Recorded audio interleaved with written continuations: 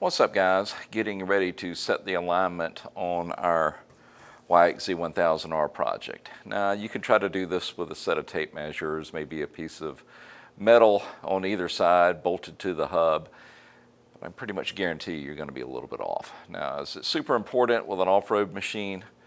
Well, it is to me, because even the slightest little variation going in or out, that's going to affect its handling as well as your tire wear. So you want to get that right. And to get it right, this little tool from High Lifter is pretty impressive. Simple tool, but really easy to use, but very effective.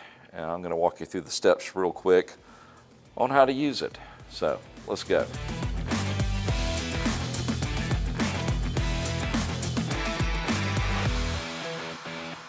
Now, this one is compatible with either 137 or 156 4-bolt hubs. Now, mine's a little bit different. It has 110, so I'm going to have to use an adapter for this particular kit. No big deal.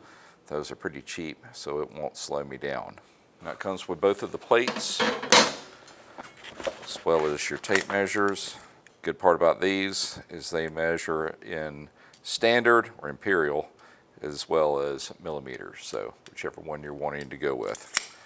Now, they also have a protractor, an angle box, a level box is what they're calling it. And if you have adjustable camber, this makes it easy to dial that in as well. So we've got her up in the air, we've got the adapters in place, got our tools bolted up. And what we're going to do next is just an initial measurement with the vehicle lifted, because what I want to show you is that when we actually set the alignment, the suspension needs to be loaded. And to do that, we need to, of course, set it on the ground.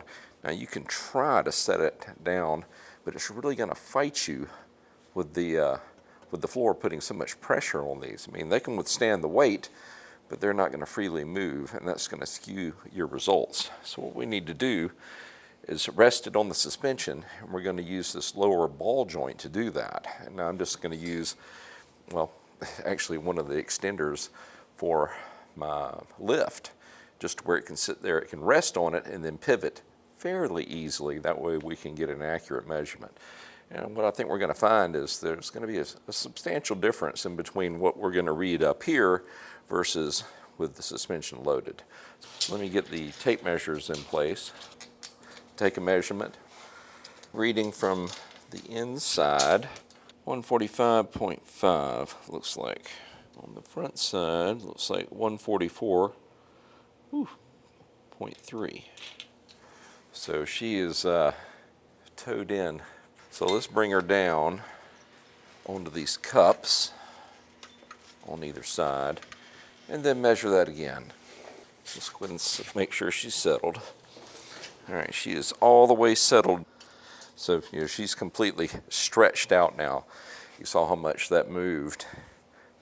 But what I'm more curious about is the difference in between the front and the back when it was just lifted in the air versus the difference front and back with it loaded. It's 154.1. In the front, it's 153.2. So we've got 1.2 minus 0.9, so that's 3 millimeters difference in between the loaded versus unloaded. So roughly 1/8 of an inch. When you're really trying to dial it in, that's a significant rounding error when you're trying to get it right. So it's worth sitting it all the way down to truly get what angle or distances you're talking about. So we are towed in pretty heavily. The steering wheel's straight. I think we can get away with just doing this side and bringing this one back into spec. With it resting at that ball joint, almost zero resistance when you try to turn the wheels. Those cups made all the difference.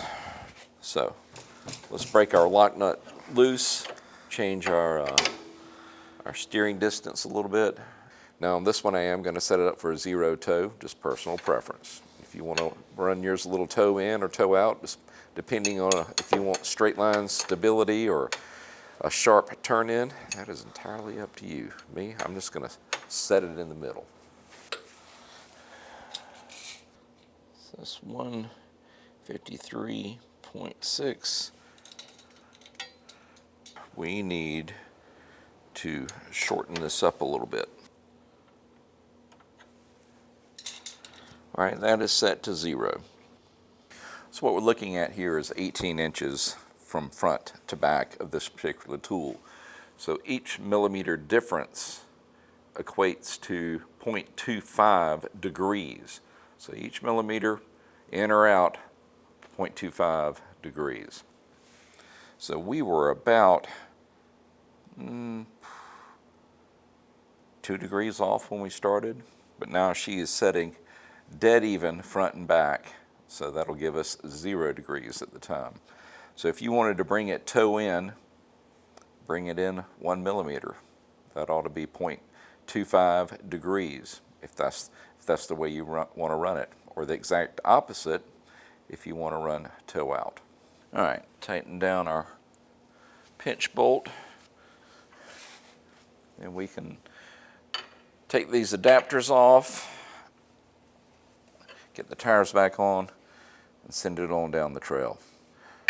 Makes all the difference when you've got the right tools, and you will not regret adding this one to your collection.